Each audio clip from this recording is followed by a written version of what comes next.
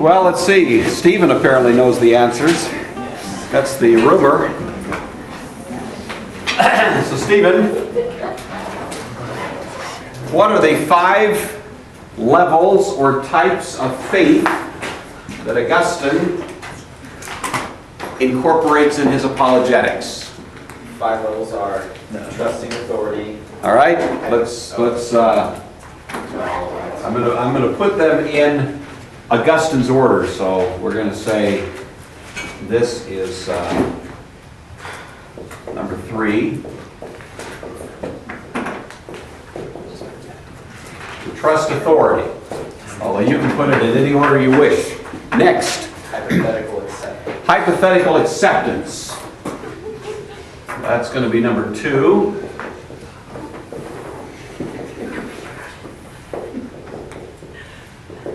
Then, compulsion of the truth is number 4.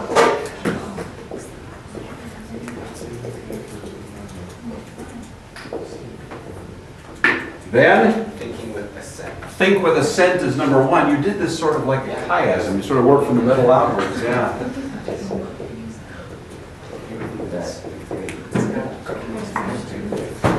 And finally, surrender the will.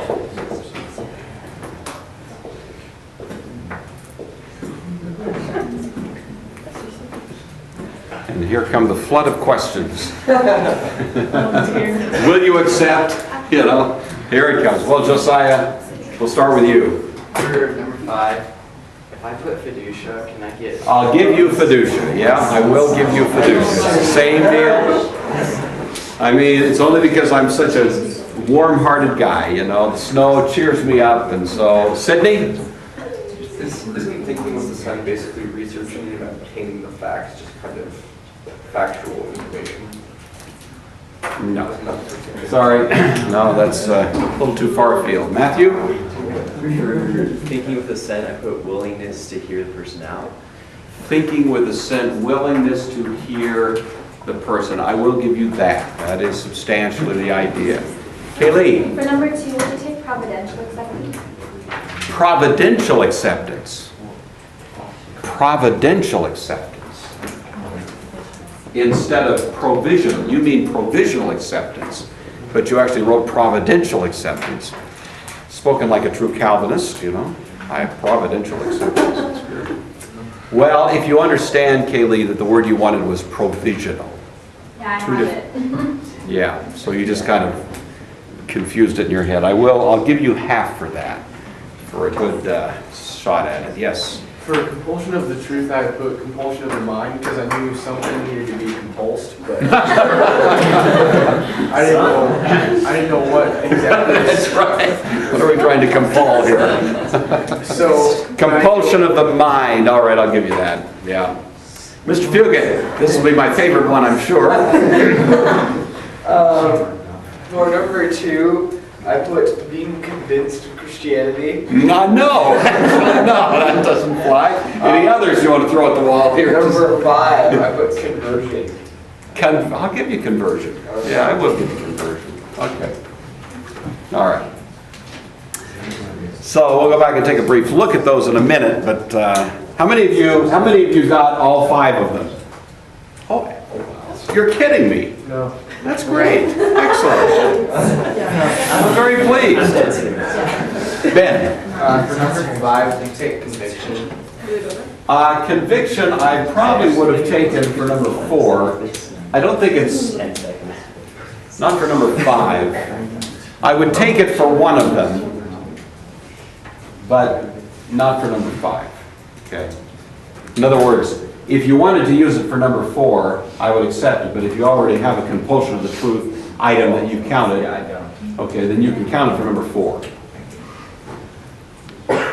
All right, the 3 women. Avery, the 3 women are? Monica, and I will accept Joe, the mother. 2? His girlfriend. And 3? The girl that he heard sing. Exactly. Those 3. Those are the 3 women. The religion to which he was attached, Laura, for 9 years as an auditor, was known as Manichae religion. And of course, the bio that we have of Augustine comes from the book. Alicia? The Confessions. The Confessions of St. Augustine. If you wrote the Confessions, that's just fine. Put a score at the top of this and pass them my direction, please. Review, refresh your mind. I'm not going to go over this again except just to remind you of it as we just have done, that there is a kind of logic to this. It does illustrate well Augustine's great principle that faith precedes understanding. And in some ways Augustine would say that something like this takes place in everything you learn. Whether it's Christian or not, just learning any datum has something to do with this process. And so he's a rather vigorous proponent of the idea that faith is not simply a leap into an abyss, a kind of act of sheer gullibility or credulity, but that it is in fact essential to the learning experience. And that just shot through his thought. So be sure you know this, review these, and remind yourself of the significance of each of them. Y'all remember all these. I don't want to go back over this, but think with a kind of an open-minded attitude, hypothetical acceptance. That's really sometimes what we call the scientific method. You sort of hypothesize an explanation, a thought, and then test it theoretically. Trusting authority. Most of what we learn, I suppose, we learn from authorities, beginning with our parents and on through our lives. Compulsion of the truth. I used the burden of proof illustration last year. The idea of being persuaded beyond a reasonable doubt, that kind of thing, finally surrender the will, which is, as was it Josiah, was that you that used fiducia? That's pretty close to the fiducial element that the reformers suggested. So anyway, you've got that. We won't go back over it. I would like to cover a couple of other little points in the time we have left today. And then tomorrow, Monday, and to the degree we have time Tuesday, I want to look at the major theological disputes in which Augustine was embroiled, mainly the Pelagian, but also, of course, the Donatist. We've already considered the Manichaean a little bit, so we won't go back over that. But a little bit of this will be good to review. So I'd like today to do a couple of things, one of which is to think about his theistic proof. His proof for the existence of God. It is a species of what's known as the ontological argument.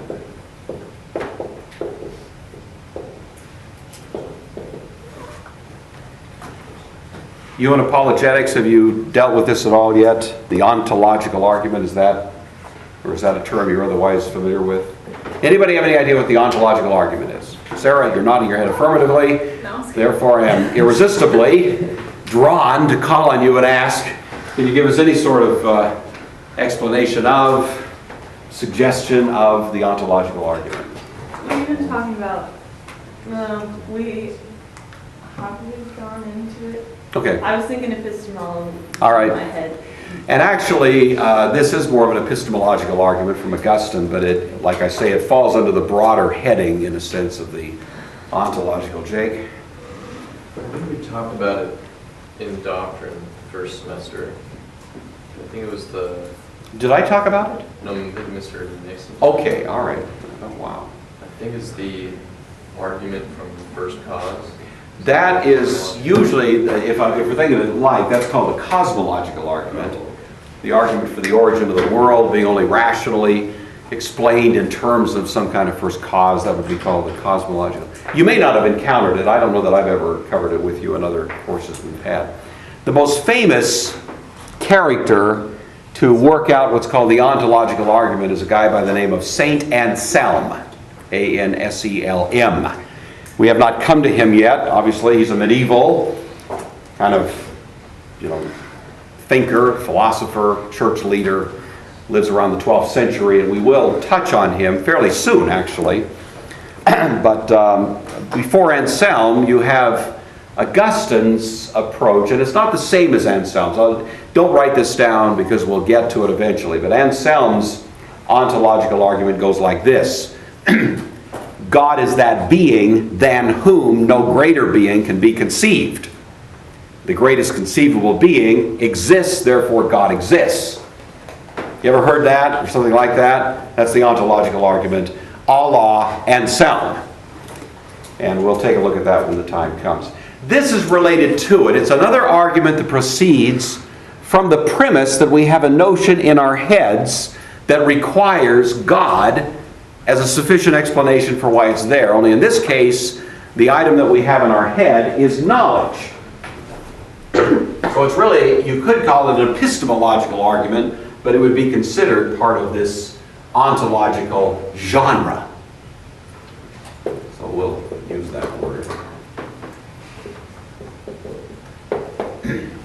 And let me give it to you in real short strokes here. It will not persuade you, I don't suppose, when you first hear it. Usually ontological arguments are not persuasive when you first hear them. They sound either like wordplay or something.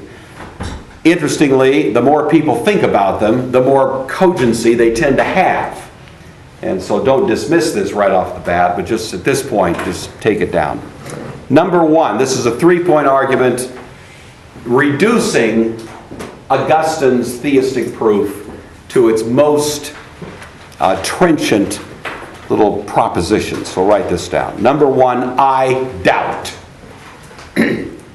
I doubt. Number two, if there is doubt, then there must be knowledge.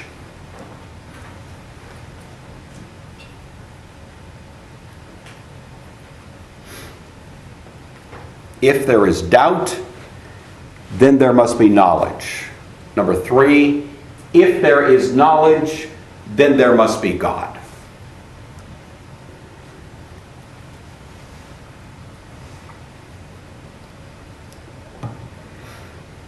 So, number one, I doubt. Number two, if there is doubt, there must be knowledge. Number three, if there is knowledge, then there must be God. All right, now like I say, don't look at that and go, what's that supposed to be? Just let it kind of hang there a little bit in your thinking. It's more profound than you may think at first, and I don't have the time at the moment to really, if we spend a bunch of time, it might start kind of, potency might become a little more evident. But here, it's at this point, it's not important enough for us to stay long enough on it, because we'll deal with it in some sense again with Anselm. So I'm just putting it off. But let me ask you the question. Why would he say, Laura, why would he say, if there is doubt, then there must be knowledge? Why would one follow from the other, do you think? If there is doubt, then there must be knowledge. You need to have something to not believe in. Okay, or at least to wonder about. You understand that? If I doubt, then built in to my doubting is a conviction that there must be something that is true. Otherwise, how could I doubt the thing concerning which the truth of it? That was a dead-end sentence. How could I, sometimes those sentences work and sometimes they're just a train wreck, you know what I'm saying? So anyway, if I doubt something, then I have at least, by the very exercise of my doubt, implied that there must be something that's true, by which I am therefore judging this other thing doubtful. I doubt that the moon is made of green cheese. Well, that presupposes that there is knowledge concerning what the moon is actually, objectively made of. And it's by that standard that I have drawn this conclusion that the green cheese composition of the moon is doubtful. All right. Okay, I think that's probably fairly straightforward. This is a little dicier. It would be, Augustine would take this step. If there is doubt in my mind, then there must be knowledge outside of my mind. Okay? If there is doubt, now this is not part of his argument, it's an explanation of it, but you may want to just jot it down for purposes of thinking about it. If I have doubt in my mind, then I have affirmed that there must be knowledge somewhere besides my mind. I look inside my mind and I notice that I doubt that the moon is made of green cheese. Well, the very act of doubting that the moon is made of green cheese implies that there is something outside my mind, the truth of which is in question by my mind. It's not strictly all taking place in here. There's two places where knowledge must be. My mind, where this doubt is happening, and the reality concerning which my mind is exercising its doubt. Right? Then if there's knowledge outside my mind, get this, if there's knowledge outside my mind, there must be a mind outside my mind. Because knowledge only exists in minds. A rock has no knowledge. But knowledge of the rock requires a mind to think about the rock.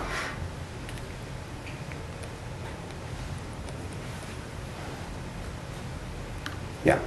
This might not be a very good question, but if there's knowledge outside of my mind, if I'm doubting and there's knowledge outside of my mind, couldn't that mean that there's the knowledge is inside the mind of another human being? It could be. So how does that? So we're not done yet. Okay. All I'm saying is that there's got to be some mind in this universe besides yours. Okay? That's all.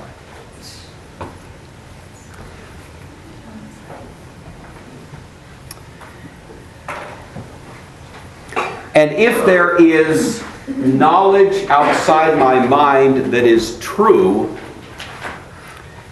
then there must be a mind that knows the truth, you see. And if you push it far enough, we'd have to say a mind that knows the truth perfectly.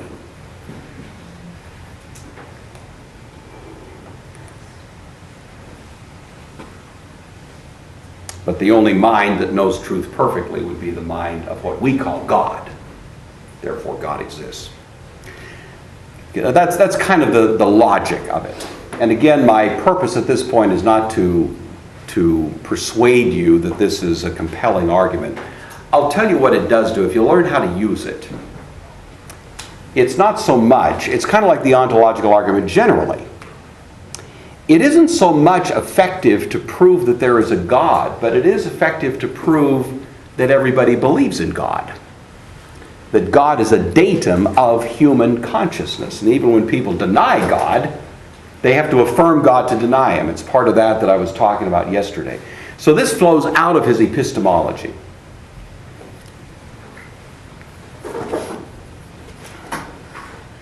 And when you actually read Augustine on this, you realize that the way he plays with this is wonderfully elegant, and it does demonstrate, I think, if nothing else, it demonstrates that people, even when they're sort of cavalierly dismissing the notion of God, are nevertheless constantly referring back impliedly to that datum somewhere there. And Selm does this more pointedly, and we'll save further discussion for then. But just think about that, get it in your notes, kind of reflect on it, and we'll leave it at that. The other little thing I want to deal with briefly in Augustine is his treatment of the problem of evil.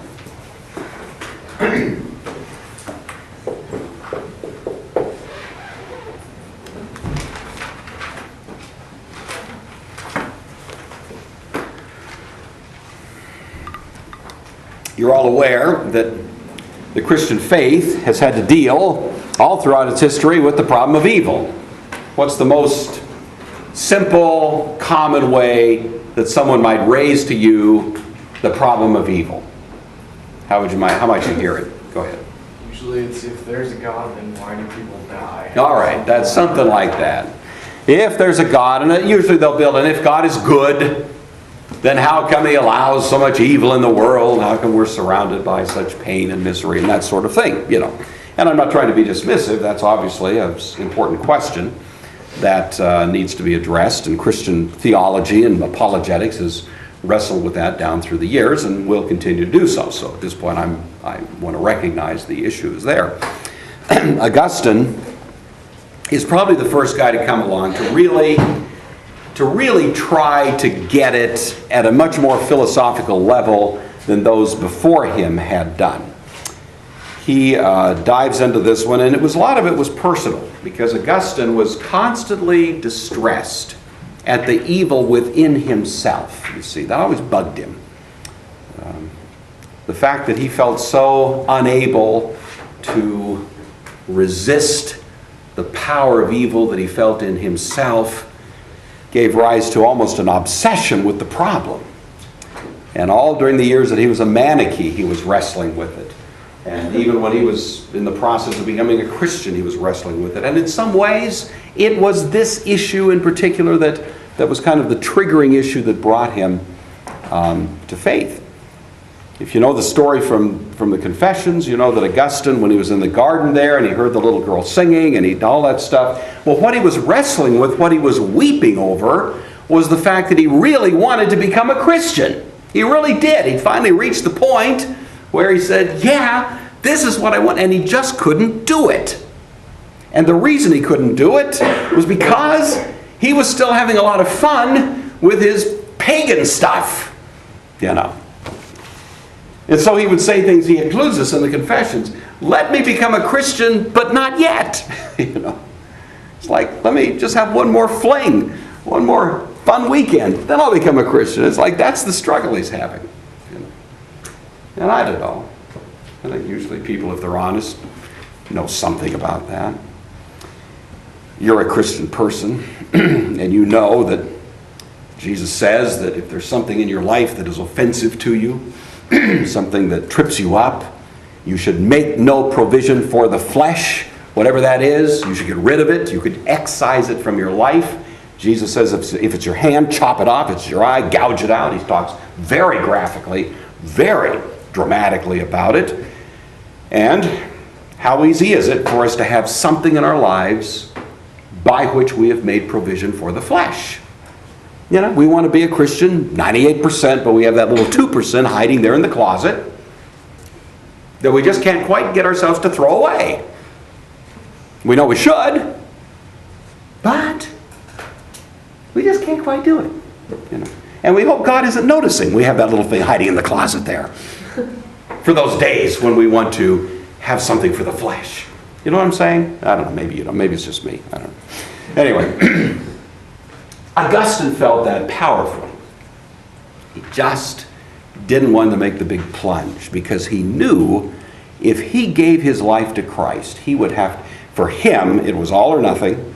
He knew it would be an absolute, radical, divide of the history of his life, and that all those things that he'd been enjoying now for so many years were going to go. And it was going to be a new day, a new life. And he wanted it, but he didn't want it. Yeah, I really want that, And that was, and what drove him crazy was, what is that? What is that lurking inside us that makes wicked things so enticing, so hard to resist? What is that?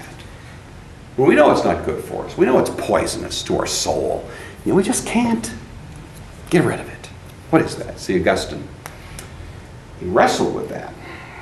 And he found some comfort for a while in the Manichaean answer. Well, it's a dualism, you see, and the dualism is out there, and we're part of it, and we're stuck in it, and so how can you escape it? And it's kind of an excuse, well, hey, who can help it, But ultimately, he was so brilliant that he realized that even though that was a convenient answer, it was not a correct answer. That somehow or other there had to be something more to it. And that's when he started reading the Neoplatonic writers, especially Plotinus, and that kind of brought him to a view of evil, which he brought with him into his Christian theology. He's been criticized for this. I'm just going to tell you kind of what his thought is, and you can decide whether you like it or not. But basically it starts this way, that God is immutably good.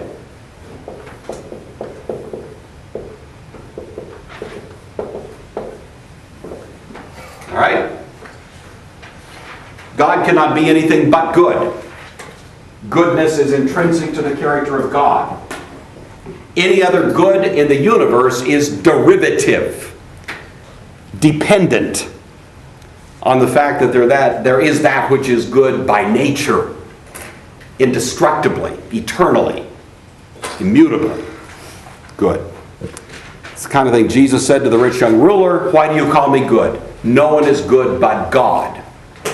God alone is good in that intrinsic sense, you know. God created a world.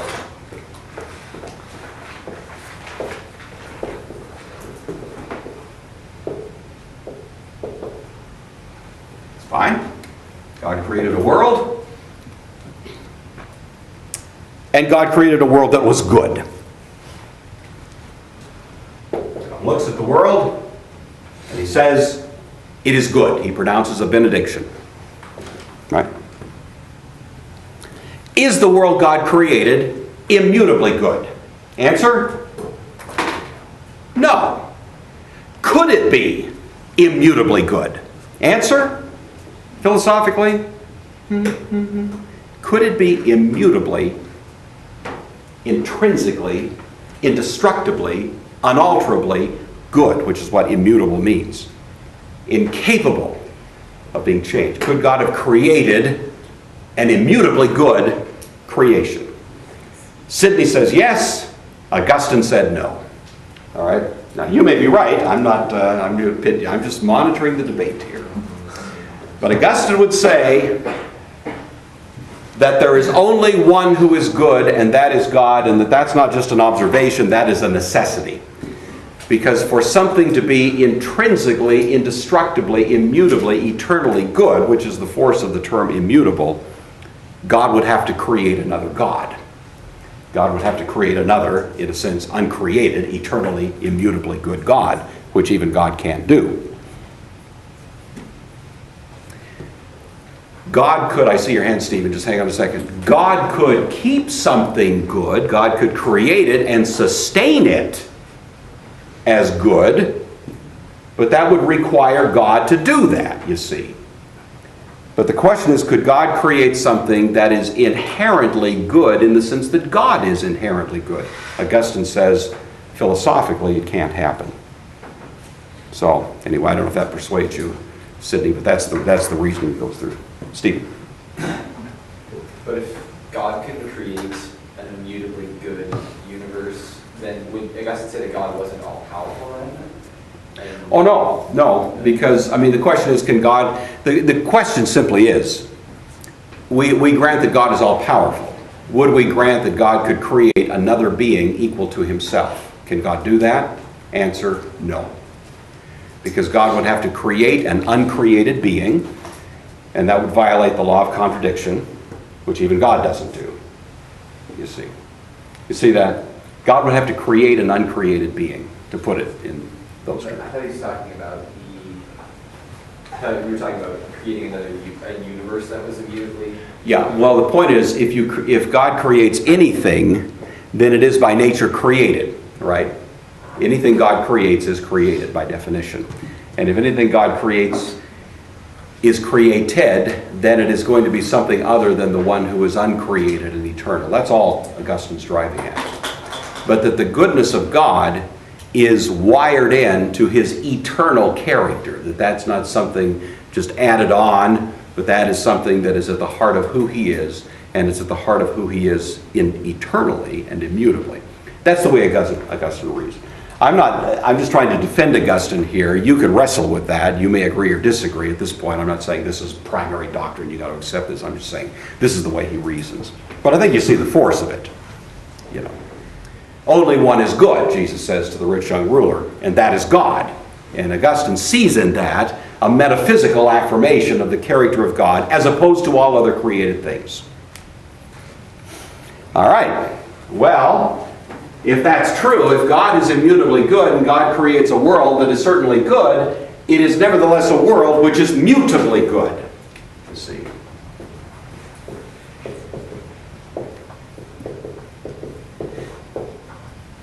Meaning, even though it's good, it can change. And the only thing actually that makes the world good is the immediate, sustaining goodness of God.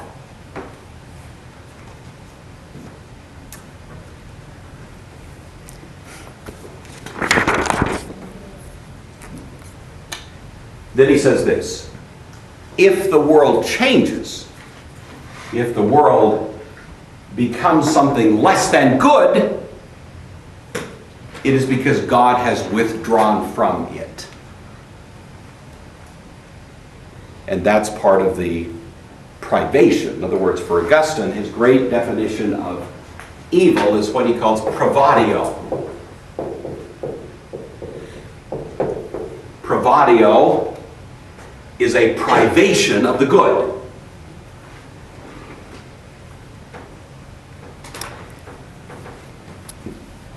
Please. If something becomes evil because he's saying that God withdraws from it, is he saying evil is, so is he saying basically an absence of God? Yeah, it is. It's saying two things. It's saying that there could, fundamentally it's saying this: there could not be evil but for God. You know. In other words, if there were not a good God, we couldn't even talk about evil. It'd be a nonsense term. But the very fact that there is evil is the result of the fact that God has withdrawn his goodness. Whatever is left when God withdraws his goodness is evil.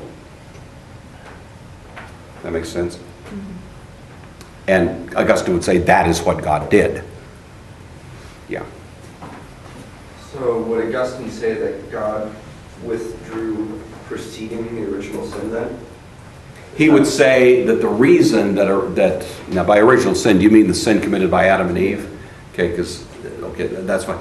He would say the reason that Adam and Eve disobeyed God in the garden was because God withdrew his goodness. That's right. That's a very sticky wicket, of course. No matter how you cut it, it's something of a mystery. How did Adam and Eve sin? How did that happen? Augustine's answer is that God put them on probation. It's a probationary period, that's the notion. Test, and in a sense he stepped back, you know, and with that privation of his goodness, said, okay, what you going to do? And it didn't take long, and they disobeyed. That's kind of the way he conceives of it. Again, I'm not trying to force feed this to you. I'm just trying to give you Augustine's way of treating this subject. Was that you, Cindy? Did somebody else? Okay, all right. Now this, of course, you could say comes straight out of Neoplatonism, right? Do you see that? It's a Neoplatonic way of thinking about evil. Augustine recognized that. He didn't dispute that. It's like we were saying the other day, even pagans get the right answer sometimes, you know. And so the fact that it has a Neoplatonic flavor to it doesn't bother Augustine, because he also believes it has a biblical flavor to it. He thinks that in this case, it's not only something that Plotinus was able to spin out, loaded with all of his kind of mythology and stuff, but nevertheless there was a kernel of truth there. But he would say that even biblically, something like that must be the case. So that's the way he proceeds. So anyway, that's the core of it was that it was right here what we were saying a minute ago, that God creates a world, but anything God creates is by the nature of the case going to be something mutable. If it is immutable in the ultimate sense of the term, it would have to be another God. So that's kind of where he makes that argument. Others approach it differently. Luther and Calvin respect Augustin, but they don't accept it quite the way he put it. They actually modify it slightly. So I don't want you to think this is the only game in town, but this is one of the first great attempts to try to understand this strange thing that we call the mystery of iniquity. That's what Paul calls it. Josiah. Since we affirm that Christ is begotten, Right. and we say he's immutable. Correct? We say that Christ is, certainly as the second person of the Trinity, is immutable. However, as a human being, he was mutable. He learned obedience through the same things he suffered. There was a growth that the New Testament affirms about Jesus. So there was a mutability about him humanly. Okay. Yeah. So we could say that God can get things that are immutable, or Well, again, Christ in his humanity was born of the Virgin Mary. He was mutable. See, Augustine would say that was a mutable being. that can be tempted by. Sure. Yeah, right. He was sustained in his temptation, but it was a real temptation. Yeah. Is that responsive? That's I mean, it's kind of deep stuff, but that's the way he would deal with that. He would say Christ had what's called the posse peccare. Christ had the ability to sin. He would never, as a practical matter, have sinned, because he was sustained by the Holy Spirit and so on, but he could have. That is what Augustine says. Strange things happen. All right. Do I have time? Any other questions about that? Is that so far so good? Again, I know I'm kind of running through this fairly rapidly, but I just want to get a feel for the way Augustine approached things. The other one I'd like to tuck in here, probably won't get it done, but let's start it, is his famous formula of the church.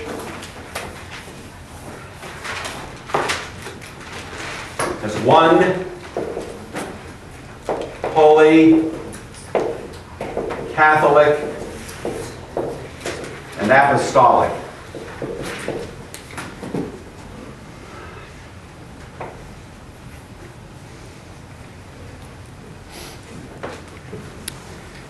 The use of the word one, you could call the exclusiveness of the church. There is only one church. Jesus said to Peter, "On this rock I will build my church," not my churches, Now, he doesn't mind all that much that there's, well, I don't know what Augustine would say to that. I better be careful. I'll withdraw that statement, strike it from the record. You'll never know what I was about to say, but I felt Augustine rising in protest even as I was about to say it. So, but there is, I think you know this, there's an idea that there's only one church.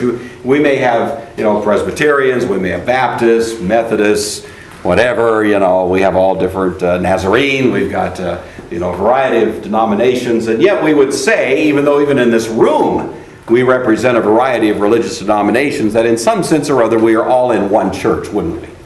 And even if we're in different denominations, something transcending that unites us. And there is one and only one, and it is exclusive. The Kiwanis Club is not the same thing, Rotary ain't going to cut it. The church is the church. You can be in these other organizations, but they are not the same thing. There's only one church. It is exclusive in that sense. And that's what he means by the one of the church. Holy is what we could call the uniqueness of the church. There's nothing like it. There's one and only one. And of all the institutions that you find in the world, this one stands alone. It's holy, it's set apart, it's unique. It's uniquely holy, if you will.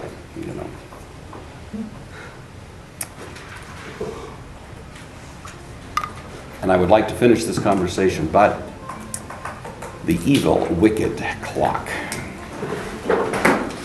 prevents it. So, we'll see you tomorrow.